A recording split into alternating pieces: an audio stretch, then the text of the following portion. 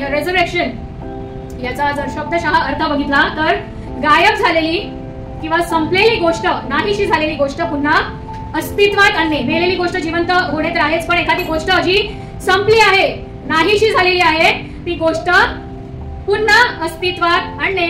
तर आज या पुनरुत्थानाच्या दिवशी आपल्याला विचार करण्याची गरज आहे की आपल्या आयुष्यातील ती कोणती गोष्ट आहे जी मेलेली आहे किंवा संपलेली आहे किंवा गायब झालेली आहे, जी आज पुनरुत्थित होण्याची गरज आहे.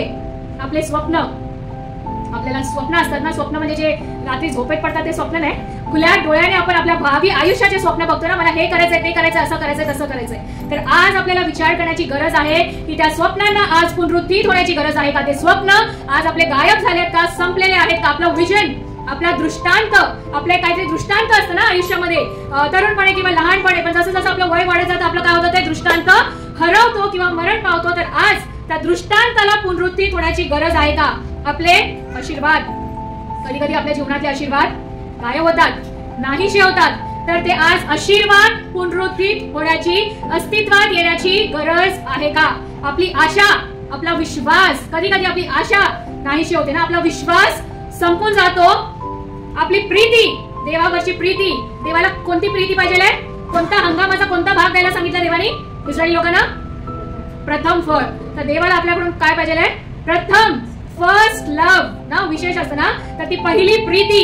कित्येकदा आपण देवावरती we fear God but we don't love God ना, देवाचा आपण भय धरतो पण त्याच्यावर प्रथम प्रीती आपण करत नाही. तर ती पहिली प्रीती, आपला आशीर्वाद, आपला दृष्टांत, आपली आशा, आपला विश्वास आज हरवलेला आहे का, संपलेला आहे का, मेलेला आहे का, तो पुनरुत्थित आज होण्याची गरज आहे का, याचा आपल्याला विचार केला पाहिजे ना.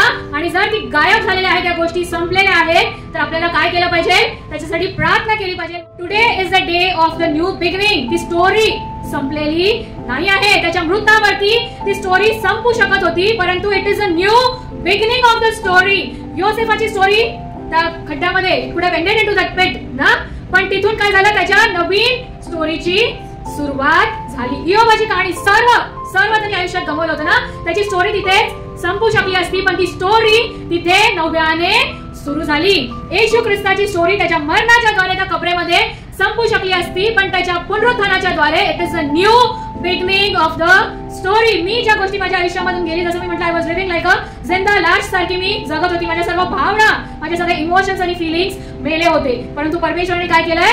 नवीन स्टोरीची सुरुवात केलेली आहे. तर तो आपला पिता परमेश्वर जर योसेफाची स्टोरी नव्याने सुरू करू शकतो, इयोबाची स्टोरी नव्याने सुरू करू शकतो, माझी स्टोरी नव्याने सुरू करू शकतो, येशू ख्रिस्ताला मेलेल्यातून पुनरुत्थित करून त्याची स्टोरी अगर नव्याने सुरू करू शकतो, तर आज आपण इथे बसलेल्या आपल्या प्रत्येकाची स्टोरी देखील तो नव्याने पुनरुत्थित करू शकतो. आपले मेलेले स्वप्न, आपले मेलेले दृष्टांत, आपले हरवलेले आशीर्वाद, आपली मेलेली आशा, आपला मेलेला विश्वास आजच्या दिवशी तो पुनरुत्थित करू शकतो ना. आपण त्याच्या आज पुनरुत्थानाच्या दिवशी त्याच्याकडे प्रार्थना केली पाहिजे की ह्या गोष्टी माझ्या आयुष्यातून संपलेल्या आहेत आणि हरवलेल्या आहेत, आणि ज्या सामर्थ्याने येशू ख्रिस्त मेलेल्यातून पुनरुत्थित झाला, त्याच रीतीने ह्या सर्व गोष्टी पण माझ्या आयुष्यामध्ये पुनरुत्थित झाल्या पाहिजे.